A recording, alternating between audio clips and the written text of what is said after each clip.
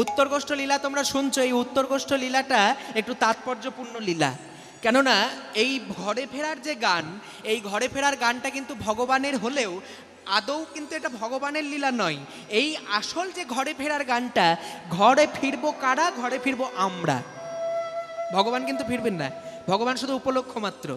তিনি নিজে বাড়ি ফিরে দেখিয়ে দিয়েছেন যে তিনি যেমন খেলা সাঙ্গ হলে পরে, খেলা শেষ হলে পরে তিনি যেমন ধেনুবৎসকে সঙ্গে করে নিয়ে নিজের বাড়ি ফেরেন, ঠিক সেই রকমই এই ধেনুবৎসগুলো অন্য কিছু নয়, ধেনুবৎসগুলো হলাম আমরা।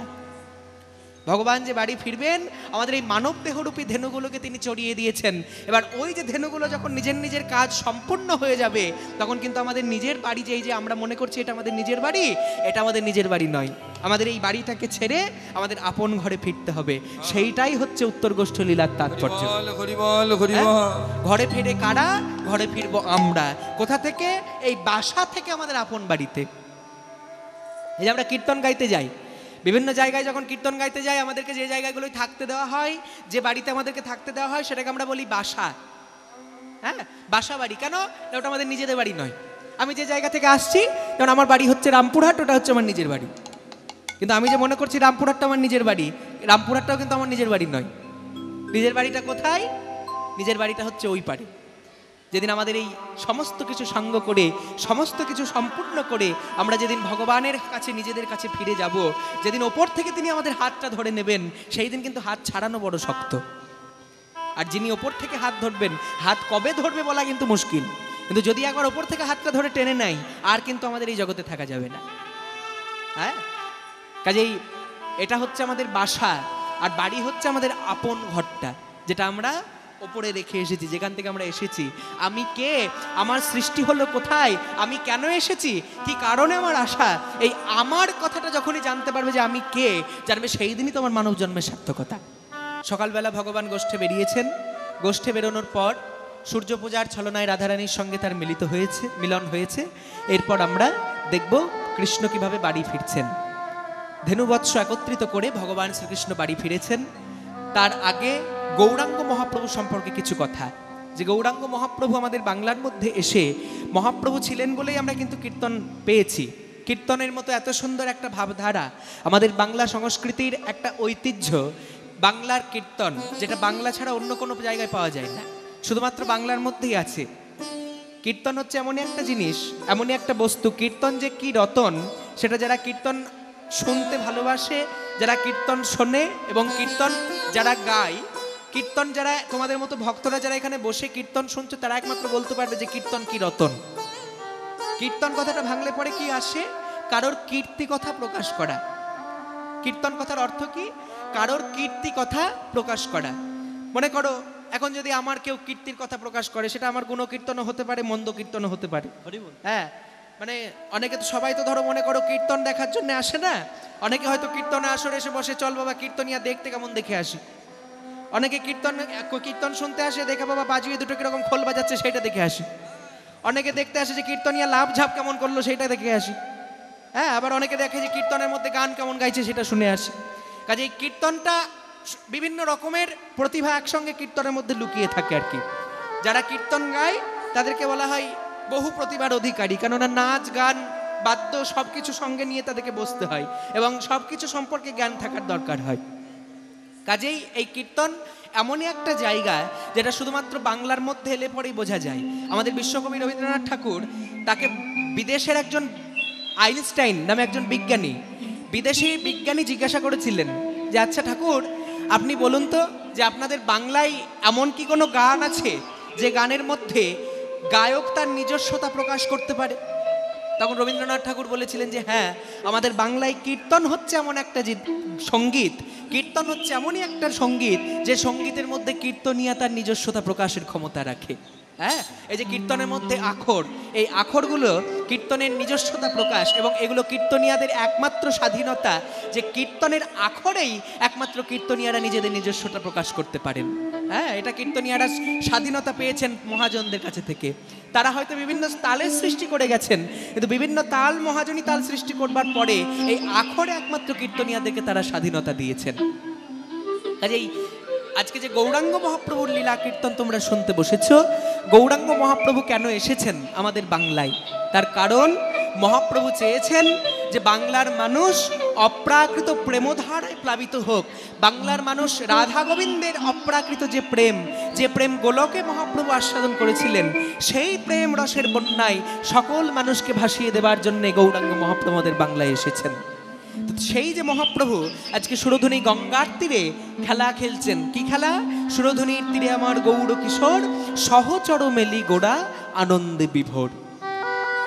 আনন্দে বিভোর, আনন্দে বিভোর, আনন্দে বিভোর, আনন্দে বিভোর, আনন্দে বিভোর গোরা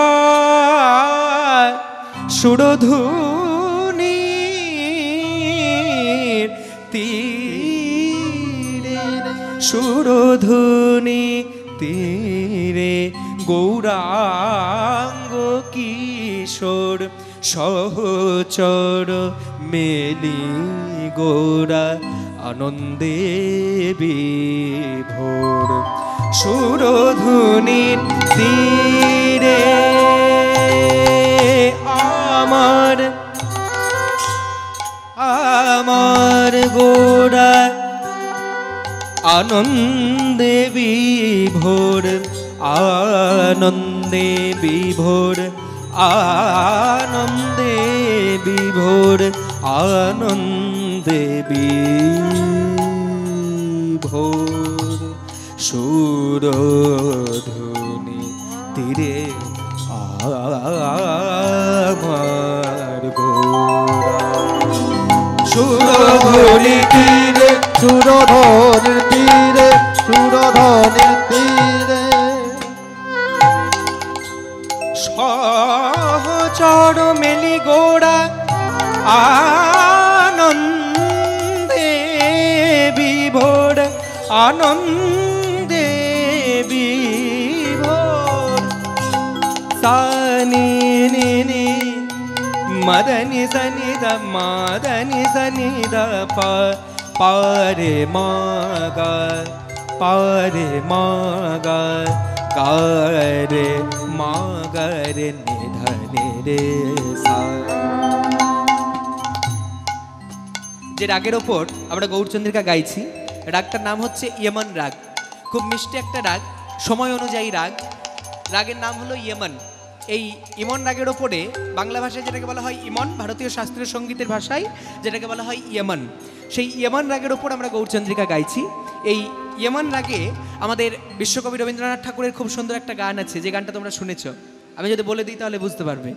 ইমন রাগের ওপর আমাদের গৌরচন্দ্রিকার মধ্যে যে ইমন রাগ গাইছি, সেই ইমন রাগে রবীন্দ্রনাথ ঠাকুর একটা গান লিখেছেন।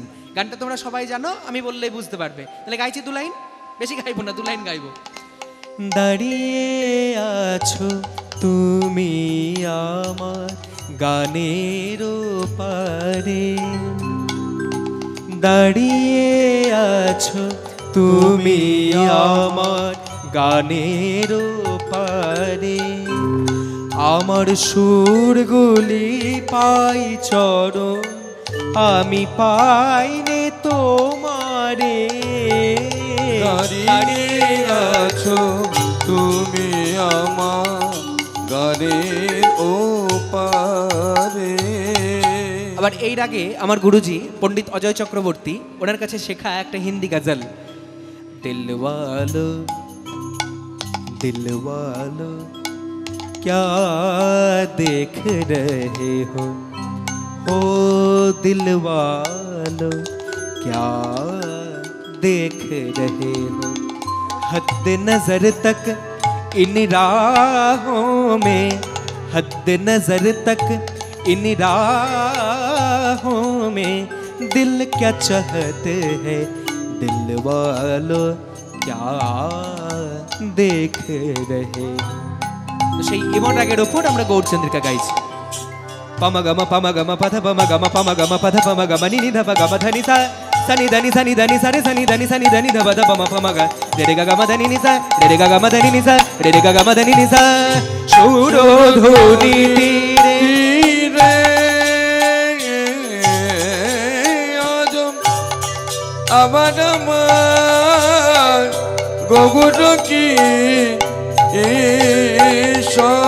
দেখো খেলে হরি নামের খেলা খেলে হরি নামের খেলা খেলে হরি নামের খেলা হরি নামের খেলা ওই ভক্ত সঙ্গে সচি দুলালা খেলে হরি নামের খেলা ভক্ত শোনে সচি দুলালা খেলে হরি নামের খেলা ভক্ত সঙ্গে সচি দুলালা আস্তে আচ্ছা মায়েরা এই জগতে আমাদের খেলা কি কি বলো তো হ্যাঁ আমাদেরকে যদি কেউ জিজ্ঞাসা করে যে আমাদের খেলা কি এই কলিযুগের মাটিতে আমাদের খেলা কি কি কি খেলা হ্যাঁ মোবাইলে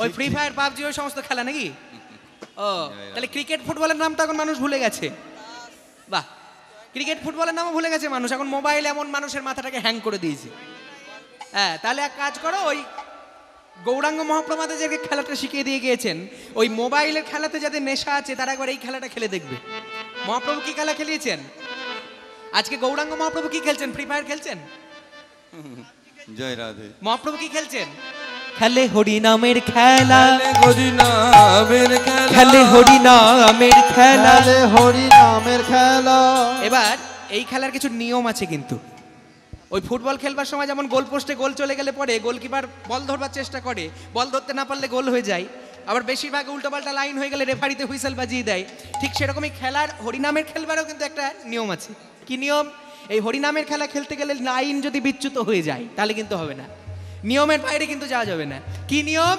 খেলে বাহু তোলা আর হরি বলা হরি নামের খেলা বাহু তোলা আর হরি বলা হরি নামের খেলে বাহু তোলা আর হরি বলা হরি নামের খেলা বাহু তোলা আর হরি বলা হরি নামের খেলা বাহু তোলা আর হরি বলা হরি নামের খেলা বাহু তোলা আর হরি বলা হরি নামের খেলা গদি গদি গদি বলা হরি নামের খেলে হরি হরি হরি বলা হরি নামের খেলা হরি হরি হরি বলা হরি নামের খেলা ওই ভক্ত সঙ্গে সচি দুলালা খেলে হরি নামের খেলা ভক্ত সঙ্গে সচি দুলালা হরি নামের খেলা মুখে জয় রাধে শ্রীকৃষ্ণ বলে খেলে হরি নামের খেলা রাধে শ্রী কৃষ্ণ বলে হরি নামের খেলা মুখে রাধে রাধে রাধে বলে হরি নামের খেলা রাধে রাধে রাধে বলে হরি নামের খেলা ওই কৃষ্ণ কৃষ্ণ কৃষ্ণ বলা হরি নামের খেলা কৃষ্ণ কৃষ্ণ কৃষ্ণ বলা হরি নামের খেলা রে গা রে গা মা গা মা ধা মা নি সা সা sani dani sani dani sani da ni da ba da pa ma pa ma ga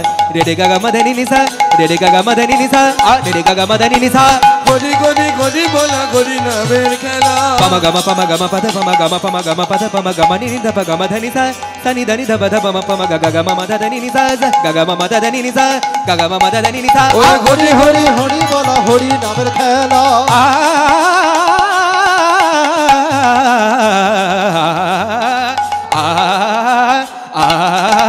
ওই গদি গদি গদি বলা হরি নামের খেলা রে গা মা গা মা পা মা গা গা রে সা পা মা গা রে সা নি দা পা ধা পা মা মা দা দা সা মা মা দা দা সা মা মা দা দা সা গদি গদি হরি বলা হরি নামের খেলা খেলে হরি হরি হরি বলা হরি নামের খেলা গদি গদি গদি হরি বলা আজ বাহু তুলে হরি বলে হরি হরি বল বাহু তোলন ও হরি বল হরি বল হরি বল হরি বল হরি বল হরি বল হরি বল হরি বল ওই আগারে আগারে আহারে আহারে ওই আগারে আগারে খেলে হরি হরি নামের নামের খেলা আনন্দে বিভোর আনন্দে বিভোর আনন্দে আনন্দে আনন্দে বিভা আনন্দ লীলাময় বিগ্রহায় বিগ্রহায় হে মাভ दिव्यच्छवि सुन्दराय छवि सुन्दर तस्मै महाप्रेम रसप्रदाय प्रदाय चैतन्यचन्द्राय नमो नमस्ते नमो नमस्ते तस्मै महाप्रेम रसप्रदाय रस चैतन्यचन्द्राय नमो नमस्ते नमो नमस्ते तस्मै महाप्रेम रसप्रदाय चैतन्यचन्द्राय नमो नमः नमो नमो नमो नमो नमस्ते जडिताय जडादिश्यम ভগবানের অপ্রাকৃত লীলা মাধুর্য, যার কোনো ক্ষয় নেই, লয় নেই, সৃষ্টি নেই, বিনাশ নেই, চির অক্ষয়, চির শাশ্বত, চির সনাতন। এই যে কীর্তন তোমরা শুনতে বসেছো মায়েরা, এই কীর্তনটা হচ্ছে স্বয়ং মহাপ্রভুর সম্পদ। মহাপ্রভু যদি না আসতেন আমরা কীর্তন গাইতেও পারতাম না, কীর্তন শুনতেও পারতাম না। কৃষ্ণের যতিক খেলা সর্বোত্তম নরলীলা, নরবপু তাহার স্বরূপ, গোপবেশ বেণুকর নবকৈশোর নটবর, নরলীলায় হয় তার অনুরূপ। হ্যাঁ, কাজেই মানব দেহটা আমরা যে পেয়েছি, এই মানব দেহটা শুধু দুর্লভ নয়, সুদুর্লভ। শুধু দুর্লভ বলা ভুল হবে, সুদুর্লভ। কেন না, এই যে মানব দেহ তোমরা পেয়েছো, আমরা যে মানব দেহ পেয়েছি, ভগবান যে আমাদেরকে কৃপা করে মানব দেহ দিয়েছেন, কটা জন্মের পর মানব জন্ম হয় জানো? জলজান অবলক্ষানি স্থাবর লক্ষ বিংশতি কৃমির রুদ্র শঙ্খকাং পক্ষিং দশ লক্ষকাম ত্রিংশ লক্ষানি পশু বিশ্ব চতুর্লক্ষানি বানরা। অর্থাৎ এই যে মানব দেহ আমরা পেয়েছি শুধু দুর্লভ নয়, সুদুর্লভ। কিভাবে পেলাম? জলজান অবলক্ষানি, জলের মধ্যে আমাদের জন্ম হয়েছে 9 লক্ষ বার। তারপর 9 লক্ষ বার যখন জলের মধ্যে আমাদের জন্ম হলো, 9 লক্ষ বার জলে জন্ম নেওয়ার পর যেদিন আমাদের জলচরের মধ্যে শঙ্খকুলে জন্ম হলো, যেদিন আমরা শঙ্খরূপে জন্মগ্রহণ করলাম, সেই দিন কোনো বৈষ্ণব যখন সেই শঙ্খটাকে তুলে নিয়ে গিয়ে ভগবানের সামনে ধ্বনিত করলো, সেই দিন আমাদের শঙ্খ জলচর রূপ থেকে উদ্ধার হলো। তারপর জলজান অবলক্ষানি স্থাবর লক্ষ বিংশতি, 20 লক্ষ বার আমরা জন্মগ্রহণ করেছি স্থাবর জঙ্গম গাছপালা রূপে। আর গাছপালা রূপে যখন জন্মগ্রহণ করেছি, 20 লক্ষ বারের মধ্যে যখন শেষবার আমরা জন্মগ্রহণ করলাম, কখন, কোথায়? এই যে তুলসী বৃক্ষ রূপে। যেদিন আমাদের তুলসী বৃক্ষ রূপে জন্ম হলো, তুলসীর পত্র যেদিন ভগবানের শ্রীচরণের সেবায় লাগলো, শুধু তাই নয়, বৈষ্ণব যখন ওই তুলসী কাষ্ঠের মালা তৈরি করে সেই মালাকে কণ্ঠে ধারণ করলেন, সেই দিন আমাদের বৃক্ষকুল থেকে জন্ম উদ্ধার হলো। এরপর যখন বৃক্ষকুল থেকে জন্ম উদ্ধার হলো, বৃক্ষকুলে জন্ম নেবার পর আমাদের জন্ম হলো কোথায়?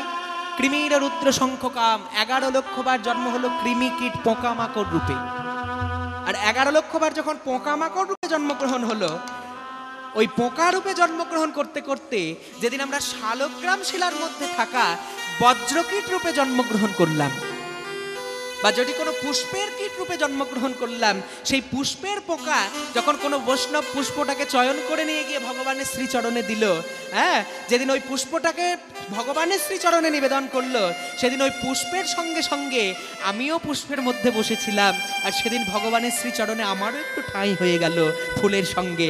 আর যখন ফুলের সঙ্গে ফুলের পোকা রূপে আমার ঠাঁই হলো, সেদিন ভগবানের চরণ লাভ করতে পেরে আমার এই জীবনটা উদ্ধার হয়ে গেল। তাহলে কীট রূপ জন্ম থেকে উদ্ধার হল। আর কীট রূপে 11 লক্ষ বার জন্মের পর জন্ম হয়েছে কোথায়? 30 লক্ষ বার পশু রূপে। পশু রূপে যখন 30 লক্ষ বার জন্ম হলো, পশু রূপে জন্মগ্রহণ বিভিন্ন রকমের পশু হতে হতে হতে হতে যখন আমরা গাভী রূপে জন্মগ্রহণ করলাম, গোমাতা রূপে যেদিন আমাদের জন্ম হলো, সেই দিন ওই গোমাতা রূপে জন্মগ্রহণ করবার পর যেদিন গাভীর দুগ্ধ ভগবানের সেবায় লাগলো, শুধু তাই নয়, যেদিন গাভীটা দেহত্যাগ করলো, তার ওই মৃত চামড়া দিয়ে যখন মধুর মৃদঙ্গ তৈরি হলো, সেদিন আমাদের পশুকুল থেকে উদ্ধার হয়ে গেল। আর পশুকুল থেকে উদ্ধার হওয়ার পর 20 লক্ষ বার জন্ম হলো কোথায়? পাখি রূপে। পাখি রূপে যখন 20 লক্ষ বার জন্মগ্রহণ করলাম, পাখি রূপে একবার দুবার জন্মগ্রহণ করতে করতে যখন আমাদের ময়ূর কুলে জন্ম হলো, ময়ূর কুলে যখন জন্ম হলো, ময়ূরের পালক যখন ভগবানের চূড়াই সেবায় লাগলো, তখন আমাদের পাখিকুল থেকে উদ্ধার হয়ে গেল। আর পাখিকুল থেকে যখন উদ্ধার হলো, আমরা জন্মগ্রহণ করলাম 4 লক্ষ বার বানর কুলে। আর বানর কুলে যখন 4 লক্ষ বার জন্মগ্রহণ করলাম, ওই একবার দুবার এইভাবে যখন বিভিন্ন রকমের প্রজাতির বানর রূপে জন্ম হচ্ছে, তারপর শেষবার আমরা যখন এই একটা মাত্র জন্ম, যেটা যেখানে ভগবান আমাদেরকে হাত দিয়েছেন, যেখানে ভগবান আমাদেরকে পা দিয়েছেন, যেখানে বদন দিয়েছেন, যেখানে জিহ্বা দিয়েছেন। ও মায়েরা রান্না করো তো, করো রান্না যে করো। এখন যদি তোমাদের বাড়িতে কোনো বৈষ্ণব এসে বলে যে ও মা আমার খিদে পেয়েছে, একটু খেতে দেবে, দিতে পারবে? বেশিরভাগ মায়েদেরই যেটা উত্তর হবে, বাবা আপনি তো বৈষ্ণব, আমার বাড়িতে তো নিরামিষের হাঁড়ি কড়াই নেই, রাধে রাধে, আপনাকে যে আমি খেতে দেবো, আমার বাড়িতে তো নিরামিষের হাঁড়ি কড়াই নেই। বেশিরভাগ মায়েদের এটাই উত্তর হবে। কিন্তু হাত সেই দিনই সার্থক। ওই হাতে বড় বড় কঙ্কন পড়লে হাতের সার্থকতা হয় না। হাতের রান্না সেই দিনই সার্থক হয় যেদিন সেই হাতের রান্না দিয়ে তুমি ভগবানের বা বৈষ্ণবের সেবা দিতে পারবে। চরণ তখনই সার্থক যখন সেই চরণ দিয়ে হেঁটে তুমি দীঘা কিংবা ব্যাঙ্গালোর নয়, যখন ওই চরণ দিয়ে হেঁটে তুমি ভগবানের তীর্থ ভ্রমণে যেতে পারবে। বদন তখনই সার্থক যখন ওই বদন দিয়ে তুমি ভগবানের গুণগান গাইতে পারবে। হাত তখনই সার্থক যখন হাত দুটো দিয়ে ভগবানের সেবা করতে পারবে, কমল দর্শন করতে পারবে। সেখানেই মানব জন্মের সার্থকতা। কাজেই গৌরাঙ্গ মহাপ্রভু যে আমাদেরকে শিখিয়ে দিয়ে গেছেন, কি শিখিয়েছেন? মহাপ্রভু শিখিয়েছেন আমাদেরকে, শিক্ষা শ্লোকে বলে দিয়েছেন যে তৃণাদৌপি শুনিয়েছেন তার ওড়ি বসে হিষ্ণুনা আমানীন মান দেন কীর্তনীয় সদা হরি। অর্থাৎ তৃণ, তৃণ মানে কি? হ্যাঁ, তৃণ মানে কি? ঘাস। বা জানে মনে হচ্ছে। তৃণ মানে ঘাস। সংস্কৃততে ওপি মানে হচ্ছে থেকেও বা চেয়েও। তাহলে তৃণযুক্ত ওপি, তৃণাদৌপি, তৃণাদৌপি সুনিচেন। অর্থাৎ মহাপ্রভু যে শিক্ষা শ্লোক আমাদেরকে বলেছেন, সেখানে তিনি মানুষকে শিক্ষা দিয়েছেন। কি শিক্ষা? যে ঘাসের থেকেও নিচু হও, ঘাসের থেকেও নিচু হও। বলে সে তো আবার হয়, ঘাসই তো এইটুকু পারে, ঘাসটাই তো দেখতে এতটুকু, তার থেকে আবার ছোট হওয়া যায়? বলে সেটা আকারে নয়, ঘাসের থেকে যে ছোট হবে সেটা আকারে নয়, সেটা মানবতায়। ঘাসের থেকেও ছোট হও। একটা ঘাসের ওপর যখন আমরা পা দিয়ে হেঁটে চলে যাই, তখন ঘাস কখনো আমাদেরকে প্রতিবাদ করে বলে যে ভাই তুমি আমার মাথার ওপর পা দিলে কেন? বলে কি? বলে না। তাহলে ঘাস যেমন ঘাসের মাথায় পা দিলে যেমন ঘাস কোনো প্রতিবাদ করে না, কিন্তু আমাদেরকে যদি এখনই কেউ এক গালে চড় মেরে দিয়ে চলে যায়, আমরা আর একটা গাল পেতে দেবো? এখনই আমাদেরকে যদি কেউ এক গালে চড়িয়ে দিয়ে যায়, আমরা আর একটা গাল পেতে দেবো? দেবো না। ঠিক সেরকমই ঘাস কিন্তু সেটা করে না। ঘাসের ওপর পা দিলে ঘাস কি করে? প্রতিবাদ না করে বরং মাথাটাকে আরো নামিয়ে দেয়, যে তোমার যত পদধূলো আছে সব আমার মাথায় তুমি রঞ্জিত করে দাও।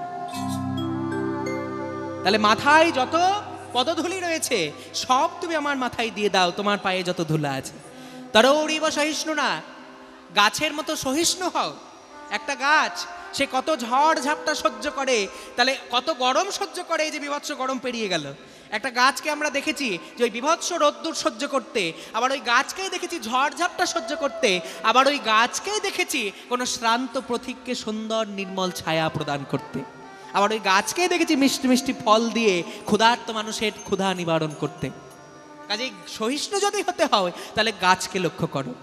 অমানিনা মান দেন, যাদের পৃথিবীতে কোনো মান সম্মান নেই, যে সমস্ত মানুষদেরকে কেউ মান সম্মান দেয় না, নিজের মান সম্মানের কথা ভুলে গিয়ে সেই সমস্ত মানুষদের মান সম্মান দিতে শেখো।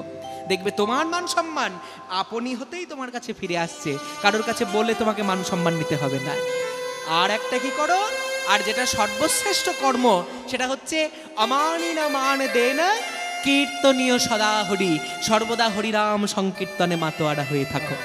হ্যাঁ, এই জন্য বললো সন্ধ্যাকালে সবে নিজ দাঁড়েতে বসিয়া, সারাদিন যা কাজকর্ম করবে করো, কিন্তু সন্ধ্যাকালে সবে নিজ দাঁড়েতে বসিয়া কীর্তন করো সবে হাতে তালি দিয়া। মহাপ্রভু বলে দিলেন না যে কীর্তন করবে, কিন্তু কীর্তন যে করবে হাতে তালি দিয়ে কীর্তন করবে। হাতে তালি দিতে কেন বললেন? এমনি এমনি করা যাবে না, হাতে তালি ছাড়া কীর্তন করা যাবে না। অবশ্যই যাবে, কিন্তু হাতে তালি দেওয়ার একটা গুরুত্ব আছে। কি গুরুত্ব? হাতে তালি দেওয়ার যে গুরুত্ব সেটা হচ্ছে, একটা গাছের নিচে, গাছে যদি পশু পাখি বসে থাকে, কোনো গাছে যদি পাখি বসে থাকে, তার নিচে গিয়ে যদি একটু হাত তালি দিয়ে দাও, দেখবে পাখিটা উড়ে চলে গেছে। ঠিক সেরকম আমাদের মানব দেহ হচ্ছে গাছ। এই গাছের মধ্যে কাম, ক্রোধ, লোভ, মোহ, মদ, মাৎসর্য রূপী 6টি পাখি বসে আছে। আর ওই গাছের নিচে যদি একবার করতালি দিয়ে কীর্তন গাইতে পারো, দেখবে এই দেহরূপী গাছ থেকে ওই 6টি ডাকাত রূপী পাখিও কিন্তু উড়ে চলে গেছে। হ্যাঁ, এই যে কীর্তনের মধ্যে এসে তোমরা বসেছো, কেন বসেছো? ভগবানের সেই প্রেমটা লাভ করবার জন্যে। এই লোভিনু সঙ্গ তব সুন্দর হে সুন্দর, এই লোভিনু সঙ্গ তব সুন্দর হে সুন্দর, এই লোভিনু সঙ্গ তব সুন্দর হে সুন্দর, এই লোভিনু সঙ্গ তব সুন্দর হে সুন্দর, এই লোভিনু সঙ্গ তব সুন্দর হে সুন্দর, পূর্ণ হলো অঙ্গ মম ধন্য হলো অন্তর, সুন্দর হে সুন্দর, এই লোভিনু সঙ্গ তব সুন্দর হে সুন্দর। আচ্ছা মায়েরা গানটা শুনেছো? এই গানটা শুনেছো? শোনো নাই? শোনোনি? যা বাবা, এত পরিচিত একটা গান শোনো নাই? গানটা কে লিখেছে জানো?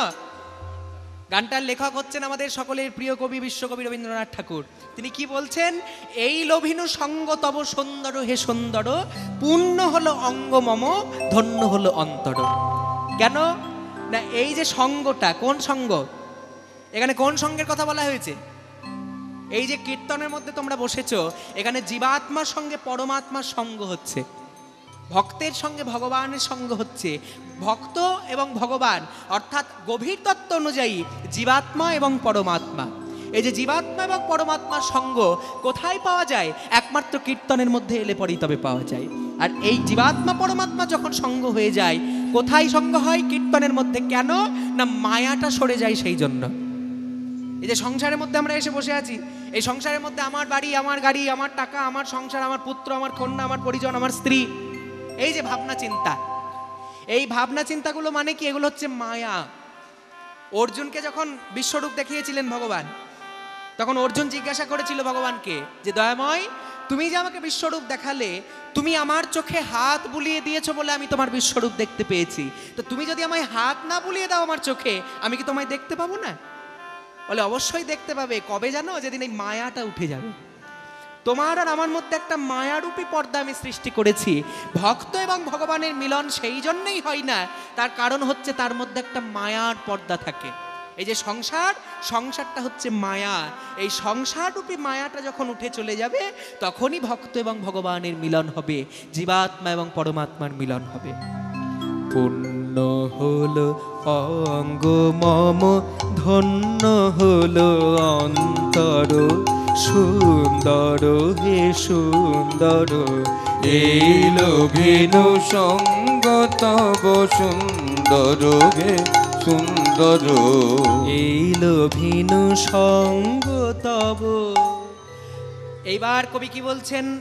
আলোকে মোর চক্ষু দুটি মুগ্ধ হয়ে উঠল ফুটি, আলোকে মোর চক্ষু দুটি মুগ্ধ হয়ে উঠল ফুটি, আলোকে মোর চক্ষু দুটি মুগ্ধ হয়ে উঠল ফুটি, আলোকে মোর চক্ষু দুটি মুগ্ধ হয়ে উঠল ফুটি, হৃদ গগনে পবন হলো সৌরভেতে মন্থর, সুন্দর হে সুন্দর, এই লোভিনু সঙ্গ নিতাই গৌর হরি বল, হরি বল। সুন্দর হে সুন্দর, এই লোভিনু সঙ্গ তব সুন্দর হে সুন্দর, আলোকে মোর চক্ষু দুটি মুগ্ধ হয়ে উঠল ফুটি। কোন আলো? এই হ্যালোজেনের আলো নয় কিন্তু। এখানে আলো বলতে কোন আলোর কথা বলা হয়েছে?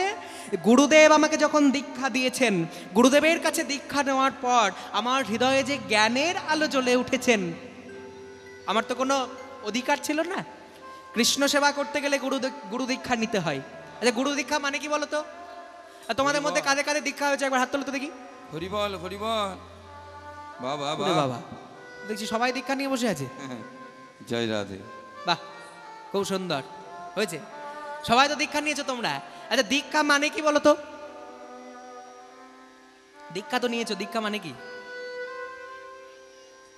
হ্যাঁ, কে বলতে পারবে দীক্ষা মানে কি? দিয়ে খা। দিয়ে খা, দিয়ে খা না নিয়ে খা, কোনটা দীক্ষা? নিয়ে খা হয়, দিয়ে খা। দীক্ষা, দীক্ষা মানে কি?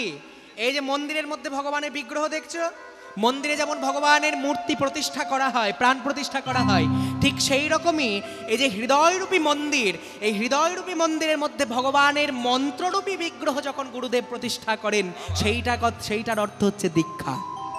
হ্যাঁ, হৃদয়ের মধ্যে ভগবানের মন্ত্ররূপী বিগ্রহকে প্রতিষ্ঠা করা, যে ভগবান তোমাকে আমি রূপোর সিংহাসনও দিতে পারলাম না, তোমাকে আমি সোনার সিংহাসনও দিতে পারলাম না, কিন্তু তোমাকে দিলাম আমি আমার হৃদয় সিংহাসন। এই হৃদয় সিংহাসনে তোমার মন্ত্ররূপী মূর্তিকে আমি প্রতিষ্ঠা করলাম। এই মন্ত্ররূপী মূর্তি রূপে তুমি আমার মধ্যে এসে বিরাজ করো।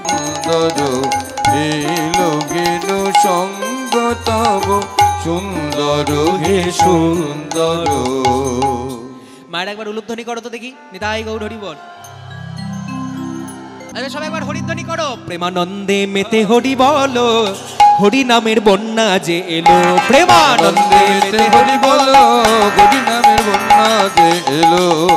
প্রেমানন্দে মেতে হরি বলো, হরি নামে বন্যা যে এলো। প্রেমানন্দে মেতে হরি বলো, হরি নামে বন্যা যে এলো। প্রেমানন্দে উলুধ্বনি, হরি নামের বন্যা যে এলো। প্রেমানন্দে মেতে হরি বলো, হরি নামের বন্যা যে এলো।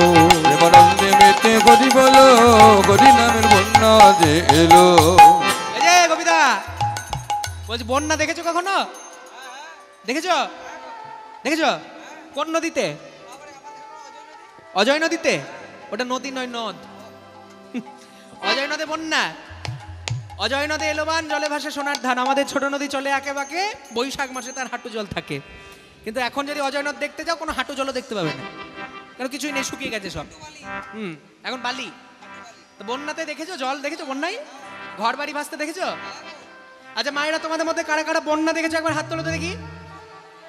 বাবা সবাই দেখেছো তো। আচ্ছা বন্যাতে জল দেখেছো? জল, মানুষজন বাড়িঘর ভাসতে দেখেছো? দেখেছো? আচ্ছা কিন্তু একটা কথা বলো দেখি, যে বন্যাতে যদি জল না থাকে মানুষ ভাসবে? হ্যাঁ, বালিতে সাঁতার কাটবে? বালিতে বন্যায় জল নেই অথচ মানুষ ভাসছে, দেখা যায়? হ্যাঁ, আমি যদি দেখিয়ে দিতে পারি। হ্যাঁ তুমি শুনেছো তাই বলছো।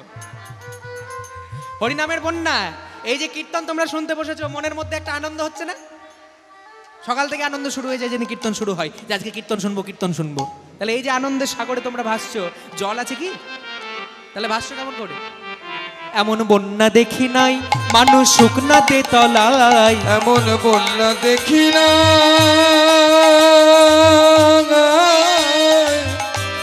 ও মানুষ শুকনোতে তলায়। এমন বন্যা দেখি নাই মানুষ শুকনাতে তলায়, বন্যা দেখি নাই মানুষ শুকনাতে তলায়। ডুবলো নদের পুরুষ নারী জাতের বিচার নাই। ওগো ডুবলো নদের পুরুষ নারী জাতের বিচার না। দেখো ডুবলো নদের পুরুষ নারী জাতের বিচার নাই। ডুবলো নদের পুরুষ নারী জাতির বিচার নাই। এই যে নারী পুরুষ সবাই আজকে কীর্তন শুনছে, বাবারা মায়েরা যে একসঙ্গে কীর্তন শুনতে বসেছো, মহাপ্রভু এসেছিলেন বলেই শুনতে পারছো। কেননা মহাপ্রভু যখন ছিলেন না, তার আসার আগে কীর্তনে শুধুমাত্র পুরুষ মানুষ যারা তাদেরই বসার অধিকার ছিল, মহিলারা বসতে পারতো না। কিন্তু মহাপ্রভু আসার পর নারী পুরুষ সবাইকে সমানভাবে অধিকার দিয়ে দিয়েছেন কীর্তন শোনার জন্য।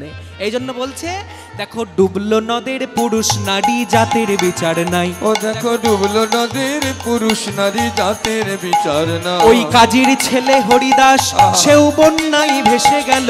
কাজীর ছেলে হরিদাস হরি বল বলে রে, কাজীর ছেলে হরিদাস বলে রে, কাজীর ছেলে হরিদাস বলে রে, কাজীর ছেলে হরিদাস সেও বন্যায় ভেসে গেল। হরি নামের বন্যা যে এলো। প্রেমানন্দে মেতে হরি বলো, হরি নামের বন্যা যে এলো। প্রেমানন্দে মেতে হরি বলো, হরি নামের বন্যা যে এলো। প্রেমানন্দে মেতে হরি বলো, হরি নামের বন্যা যে ও ভাই, এলো। দেখো বন্যার যাই বলি হাড়ি তার তরঙ্গ ভারী, বন্যার যাই বলি হাড়ি তার তরঙ্গ ভারী, বন্যার যাই বলি হাড়ি তার তরঙ্গ ভারী, বন্যার যাই বলে হারি ও তার তরঙ্গ ভাজে। এই বন্যা এমন এক বন্যা বাবা, যে বন্যায় হাবুডুবু খাওয়া যাবে না, একেবারে ডুবে যেতে হবে। সাঁতার খাওয়া যাবে না, হাবুডুবু খাওয়া যাবে না, ভাসাও যাবে না, একেবারে ডুবে যেতে হবে। আটকানো সম্ভব নয়, এত তার স্রোতধারা। বন্যার স্রোত এমনই প্রবল যে সেই স্রোতকে আটকানো সম্ভব নয়। বন্যার যাই বলি হারি তার তরঙ্গ ভারী, বন্যার যাই বলি হাড়ি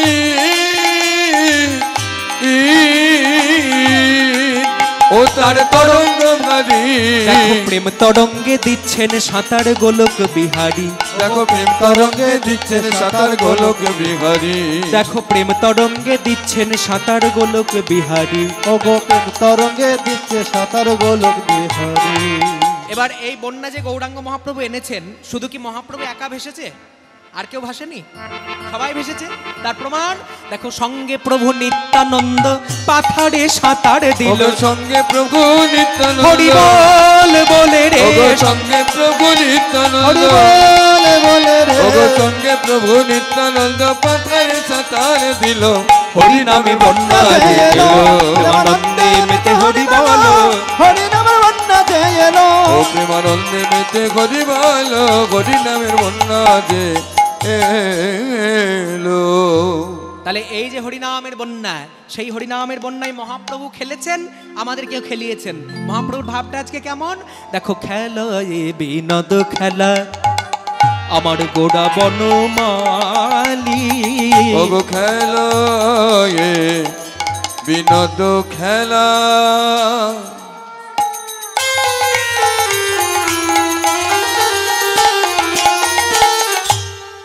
আমার গোরা বনমালী।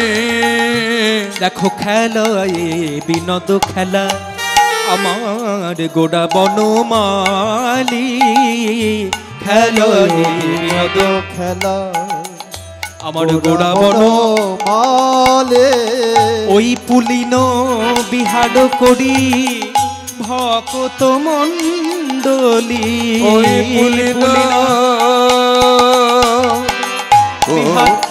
পুলিন বিঘাট করি যত ভকত মণ্ডলী।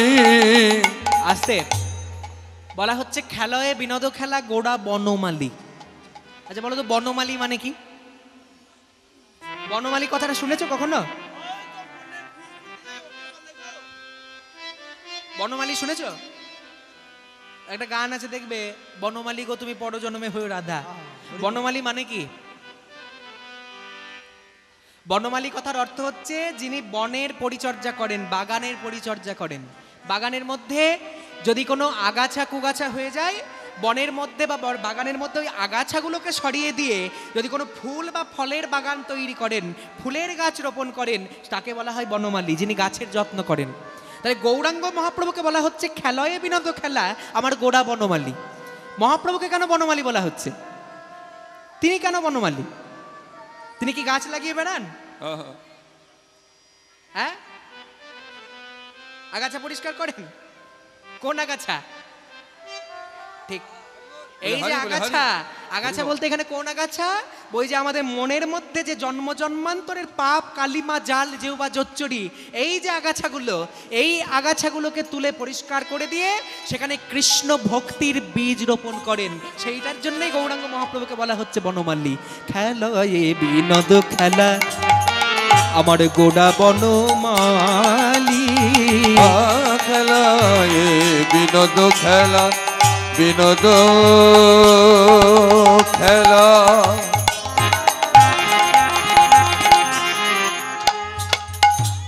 বিনোদ খেলা বিনোদ বিনোদ বিনোদ বিনোদ বিনোদ খেলো এ বিনোদ খেলা, খেলো এ বিনোদ খেলা বিনোদ বিনোদ বিনোদ বিনোদ খেলা, খেলো এ বিনোদ খেলা আমার গোরা বনমালী। ওই দেখো দেখো কেমন পুলিন বিহার করি ওই ভকত মণ্ডলী। ও পুলিন বিহার করি গৌর করি ভয় করছে আর আসবে না। এই কলি দিবে হৃদ বাগানে বনমালী। পানি চানে নেতালি পাশালি বাবা দিনি পামা পামা মারে মামা ধরে দিনি নে ধরনি দং দং দং দং ধরনি দং দং দং ধরনি দং দং নে ধরে বাপা পামা রে বাপা নি নি নি নি নি নে ধরে বাপা নি নি নি নি সং পানি চানে নেতালি মানে পামা রে চানি পানি চানে নেতালি পাশালি পানি নি পামা পামা মারে মামা ধরে দিনি রে বাপা নি চা রে বাপা নি চা রে বাপা নি পুলিন বিহার করি ভকত মণ্ডলী ভকত মণ্ডলী। তাহলে একটু আগে কি বললাম, মহাপ্রভু কি খেলা খেলছে, ফুটবল না ক্রিকেট? কোনটা বললাম? দেখো খেলে হরি নামের খেলা। হরি বল। নামের খেলা দেখো খেলে হরি নামের খেলা। দেখো খেলে হরি নামের খেলা। বলে বাহু তোলায় আট হরি বলা খেলে হরি নামের খেলা। বাহু তোলায় আর গরি নামের খেলা। বাহু তোলায় আর গরি বলা হরি নামের খেলা করা বাহু তোলায় আর হরি বল। ওরে খেলা খেলে হরি নামের খেলা। পুলিন বিহার করে ভকত মণ্ডলী ভকত মণ্ডলী। এইবার হরিনামের খেলা খেলতে খেলতে খেলতে খেলতে যখন সুরধুনী গঙ্গার তীরে খেলছেন, নবদ্বীপে কোন নদী আছে? গঙ্গা নদী। গঙ্গা নদীর তীরে যখন মহাপ্রভু খেলছেন, গঙ্গা নদীর তীরে হরিনামের খেলা খেলতে খেলতে হঠাৎ করে যখন পশ্চিম আকাশের দিকে চাইলেন মহাপ্রভু, পশ্চিম আকাশের দিকে চেয়ে দেখতে পেলেন গগনে আর বেলা নাই। আর যখন দেখতে পেলেন গগনে আর বেলা নেই, এবার নরহরিকে ডাকছেন, এই নরহরি, নরহরি, এই গদাধর। সবাই এসে বলছে, প্রভু, ও প্রভু, কি হয়েছে, আমাদের ডাকছো কেন? বলছে, একবার পশ্চিম আকাশের দিকে তোমরা চেয়ে দেখো।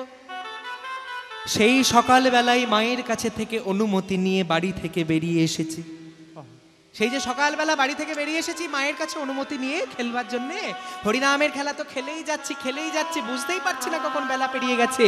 এবার পশ্চিম আকাশের দিকে চেয়ে দেখো, সূর্য যে অস্তাচলগামী, গগনে যে আর বেলা নাই। এখানে কোন বেলার কথা বলা হচ্ছে? গগনে বেলা নাই, গগনে বেলা হচ্ছে তিন রকম, সকাল, দুপুর আর সন্ধে। বাস্তব জগতে দিনের বেলা হচ্ছে তিন রকম। কি কি? সকালবেলা, সন্ধেবেলা, দুপুরবেলা আর সন্ধেবেলা। তাহলে এই যে দিনের যেমন তিনটি কাল, ঠিক সেই রকমই আমাদের এই জীবনের যে আয়ুরূপী সূর্য, তারও কিন্তু তিনটি কাল। কি কি? সকালবেলা হচ্ছে আমাদের বাল্যকাল, বাল্যকালটা হচ্ছে আমাদের সকালবেলা। দুপুরবেলা কোনটা? দুপুরবেলা হচ্ছে আমাদের যৌবনকাল। আর বার্ধক্যকাল যেটা, সেইটা হচ্ছে আমাদের সন্ধেবেলা। তাহলে যে আমরা যখন হরি বলবো, তাহলে কি করে আমাদের আয়ু সূর্যটাকে বাঁচানো যায়? ভক্তমণ্ডলী, ভক্তিমতী মায়েরা, এই যে একটা একটা করে দিন ফুরিয়ে যাচ্ছে, মানে জানবে একটা একটা করে দিন কিন্তু তোমার কমে আসছে। একটা একটা করে দিন শেষ হচ্ছে, মানে একটা একটা করে দিন কিন্তু আয়ু সূর্য থেকে ফুরিয়ে যাচ্ছে। বাল্যকালে হরিভজে হরি পাবার আসে, যৌবনেতে হরিভজে আসে কি না আসে, আর বার্ধক্যতে হরি বলে জমের উত্তর আসে। হ্যাঁ, যদি হরি বলতে হয়, যদি কৃষ্ণকে পেতে হয়, তাহলে সকালবেলা পাও। সকালবেলা মানে বাল্যকালে, কেননা তখন সমস্ত অঙ্গ প্রত্যঙ্গগুলো একেবারে সচল থাকে। কিন্তু মনে করো যৌবনকাল যদি হয়ে যায়, যৌবনকাল হলে পরে একটা কিন্তু দ্বন্দ্ব চলে আসে মনের মধ্যে, যে তাই তো সকালবেলা বাল্যকাল থেকে হরিভজনা করলাম না, এখন আবার হরিভজনা করছি, সত্যি পাবো তো? ভগবান আসবে তো? আসবে কি আসবে না, আসবে কি আসবে না, একটা দ্বন্দ্ব হয়ে যায়। আর যখন বার্ধক্যকাল হয় তখন দেখবে অনেকে যমরাজের ভয়ে হরি বলার চেষ্টা করে, তখন ওই গায়ের চামড়াগুলো জড়ো হয়ে যায়, গাল বসে যায়, দাঁত পড়ে যায়, বদন বলতে চাইবে হরি বল কিন্তু উচ্চারণ হবে হবি বল, বদন বলতে চাইবে হরি বল কিন্তু দাঁত পড়ে গেলে উচ্চারণ হবে হবি বল, আর উচ্চারণ হবে কি ঠিকভাবে। এই জন্য বললো তুলবি যদি ছানা মাখন সকাল সকাল তোল, কচিবেলায় ভজন সাধন, বার্ধক্যতে ভজনে বাধাই গন্ডগোল। হ্যাঁ, তোমাদের এখানে ছানা মাখন খুব ভালো হয়। আমি আসার পরে একটু ওই কি বলে অন্নের মধ্যে একটু ঘি সেবা হলো, বাড়ির রান্না একেবারে বাড়ি থেকে তৈরি ঘি। হ্যাঁ খুব ভালো, খুব ভালো ঘি সেবা হলো এখানে। তো সেটা তোমরা ছানা মাখন তুলতে খুব ভালো পারো তোমরা, তাহলে ছানা মাখন তুলতে গেলে কি সকাল সকাল তুলতে হয় না? দেরি হয়ে গেলে কি আর ছানা মাখন ওঠে? ঠিক সেরকমই কচিবেলায় ভজন সাধন, সাধন যদি করতে হয় যৌবনে করলেও হবে না, বার্ধক্যতে করলেও হবে না, এই বাল্যকাল থেকেই কচিবেলায় ভজন সাধন করো। আর যদি বার্ধক্য হয় ভজনে বাধাই গন্ডগোল। হ্যাঁ, সেই জন্য বলা হচ্ছে দিন অবসান হেরি প্রভু আমার গৃহেতে চলে, দিন অবসান হে রে গোরা প্রভু আমার গৃহেতে চলিলা। দিন অবসান অবসান অবসান দিন অবসান হে রে প্রভু আমার গৃহেতে চলি। দিন অবসান দিন অবসান দিন অবসান হে রে প্রভু গৃহেতে চলিলা। জননী চরণে আসি। আস্তে। যখন গৌরাঙ্গ মহাপ্রভু বাড়ি ফিরলেন, বাড়ি ফিরে প্রথম কাজটা কি করলো জানো? বাড়ি ফেরার পরে প্রথম যে কাজটা করলেন সেটা হচ্ছে আগে বাড়ি ফিরে ফিরে সঙ্গে সঙ্গে মায়ের চরণে প্রণাম করলেন। মায়ের চরণে প্রণাম জানিয়েছে মহাপ্রভু এসে। আর যেই না মায়ের চরণে প্রণাম জানিয়েছে সঙ্গে সঙ্গে সচিমা গৌরাঙ্গ মহাপ্রভুর জন্য সারাদিন অপেক্ষা করছিলেন। এবার যেই না অপেক্ষা করতে করতে মহাপ্রভু এসে স্বয়ং মায়ের চরণে প্রণাম করেছে, অমনি নিমাই কি করলো? যেই না প্রণাম করলো সচিমা নিমাইয়ের অঙ্গে হাত দিয়েছেন। আর যেই না অঙ্গে হাত দিয়েছে মহাপ্রভু প্রণাম করেছে, আর মহাপ্রভুর গায়ে হাত বুলিয়ে দেওয়ার জন্য যেই না মা হাতটা দিয়েছেন চমকে গেলেন। যেই না হাত দিয়েছে চমকে গেল। কেন? কি এই নিমাই, এই নিমাই, তোর তোর তোর গায়ে এমন ধুলো এলো কোথা থেকে? হ্যাঁ, তোর গায়ে এত ধুলো এলো কোথা থেকে?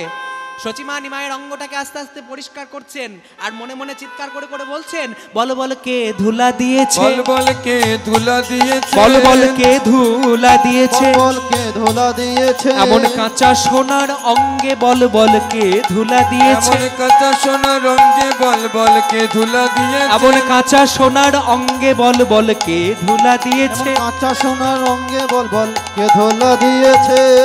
আর যেই না কে ধুলা দিয়েছে, এই আমার নিমায়ের অঙ্গে কে ধুলা দিয়েছে? এই নরহরি, এখানে এখানে আমি তোকে কি বলেছিলাম?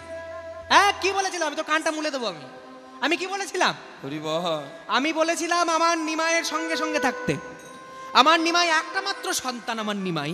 হ্যাঁ, এত এত ছেলে। শোনো মায়েরা, মহাপ্রভুর দিদি ছিল 8 জন।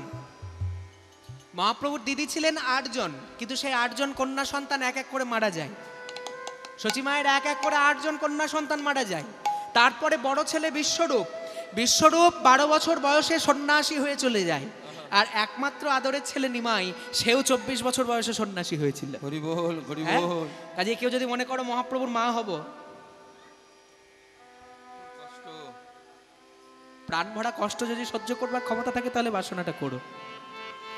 মনের মধ্যে যদি কষ্ট সহ্য করার শক্তি না থাকে, অন্তত আর যার মা হবে হও, নিমায়ের মা হতে যেও না। হ্যাঁ, নরহরিকে ধমক দিয়ে বলছেন সচিমা, এই তোকে আমি বলেছিলাম না আমার নিমায়ের কাছে কাছে থাকতে? হ্যাঁ, কে ধুলো দিয়েছে আমার নিমায়ের অঙ্গে? আমার কাঁচা সোনার নিমাই রঙে বল বল কে ধুলা দিয়েছে আমার কাঁচা সোনার নিমাইয়ের রঙে কে ধুলা দিয়েছে আমার কাঁচা সোনার নিমাই রঙে বল বল কে ধুলা দিয়েছে কাঁচা সোনার নিমাই রঙে কে ধুলা দিয়েছে আর যেই না বলেছে কাঁচা সোনার নিমাই রঙে কে ধুলো দিয়েছে নরহরি এসে বলছে ও মা আমি কেন ধুলো মাখাতে যাব তাহলে কে মাখিয়েছে ধুলো ওকে মাখাতে হয় না মা বলে শোনো মা তোমার নিমাই কে তুমি তো জানো না হ্যাঁ তোমার নিমাই হচ্ছে রাধা কৃষ্ণের মিলিত শক্তি রাধা কৃষ্ণ প্রণয় বিকৃতি আল্লাহাদিনী শক্তি রশ্মা এক আত্মানং বাপি ভাবি পুরা দেহ বেদঙ্গ তৌতু হ্যাঁ রাধা এবং কৃষ্ণের মিলিত অংশ হচ্ছে গৌর তাই কখনো কখনো তার রাধা ভাবের উদয় হয় কখনো কখনো কৃষ্ণ ভাবের উদয় হয় যখন রাধা ভাবের উদয় হয় তখন কৃষ্ণ কৃষ্ণ বলে কেঁদে ধুলাই গড়াগড়ি যায় আবার যখন কৃষ্ণ ভাবের উদয় হয় তখন রাধা রাধা বলে কেঁদে ধুলাই গড়াগড়ি যায় আর যখন ধুলাই গড়াগড়ি যায় তখন আমরা কেন তোমার বড় ছেলের নিতাই পর্যন্ত তোমার গৌরকে ধরে রাখতে পারেন না ওই ধুলা আপনি মেখেছে আপনি মেখেছে ধুলা আপনি মেখেছে আপনি মেখেছে ওই ধুলা মাখার স্বাদ জেগেছে আপনি মেখেছে ওই ধুলা মাখার স্বাদ জেগেছে আপনি মেখেছে ধুলা মাখার স্বাদ জেগেছে আপনি ওই মেখেছে ধুলা মাখার স্বাদ জেগেছে আপনি মুখে মেখেছে কৃষ্ণ কৃষ্ণ কৃষ্ণ বলে ধুলা আপনি মেখেছে কৃষ্ণ কৃষ্ণ কৃষ্ণ বলে আপনি মেখেছে মুখে জয় রাধে গোবিন্দ বলে আপনি মেখেছে ওকে জয় রাধে গোবিন্দ বলে আপনি মেখেছে মুখে জয় রাধে গোবিন্দ বলে আপনি মেখেছে ওকে জয় রাধে গোবিন্দ বলে হরি হরি হরি বলে জয় রাধে গোবিন্দ বলে গরি গরি গরি ওগো বলে জয় রাধে গোবিন্দ বলে গরি গরি গরি বলে ওগো জয় রাধে গোবিন্দ বলে গরি গরি গরি বলে ওগো জয় রাধে গোবিন্দ বলে গরি গরি গরি বলে ওগো জয় রাধে গোবিন্দ বলে আপনি মেখেছে এইবার পদকর্তা এক পাশ থেকে দাঁড়িয়ে দাঁড়িয়ে বলছেন মা যখন নিমায়ের অঙ্গ থেকে আস্তে আস্তে ধুলোগুলোকে ঝেড়ে ফেলে দিচ্ছেন যে আমার নিমায়ের অঙ্গে এমনভাবে কে ধুলো মাখিয়ে দিয়েছে এই কাঁচা সোনার অঙ্গ থেকে আমি ধুলোগুলোকে ঝেড়ে ফেলে দেবো এ বলে যখন ধুলোগুলো পরিষ্কার করছে পদকর্তা এক পাশ থেকে দাঁড়িয়ে বলছে ওগো মা তুমি যে আমার গৌরের গায়ের ধুলোগুলো ঝেড়ে ঝেড়ে পরিষ্কার করে দিচ্ছ ওর মধ্যে তো চরণের ধুলাটাও আছে আর ওই চরণের ধুলাটা তুমি যে ঝেড়ে মাটিতে ফেলে দিচ্ছ তোমার কাছে আমার একটা নিবেদন আছে মা কি নিবেদন জানো ওই ধুলা তুমি মাটিতে ফেলে দিও না দাও দাও আমার মাথায় দাও দাও দাও আমার মাথায় দাও ধুলা দাও দাও আমার মাথায় দাও দাও দাও আমার মাথায় দাও ওই ধুলার লাগি বসে আছি মা দাও দাও ধুলা মাথায় ধুলার লাগি বসে জয় গৌর হরি বল। দাও দাও আমার মাথায় ওই ধুলার লাগি বসে আছি মা দাও দাও ধুলায় আমায় ওই দাও ধুলার লাগি বসে আছি শুধু এ জন্মে নয় জন্মে জন্মে ধুলা লাগি বসে আছে এই জন্মে নয় জন্মে এই জন্মে ধুলা লাগি বসে শুধু আছে এই জন্মে নয় জন্মে এই জন্মে ধুলা লাগি বসে শুধু এই আছে জন্মে নয় জন্মে এই জন্মে ধুলা লাগি বসে শুধু এই আছে জন্মে নয় জন্মে দাও জন্মে দাও আমার মাথায় দাও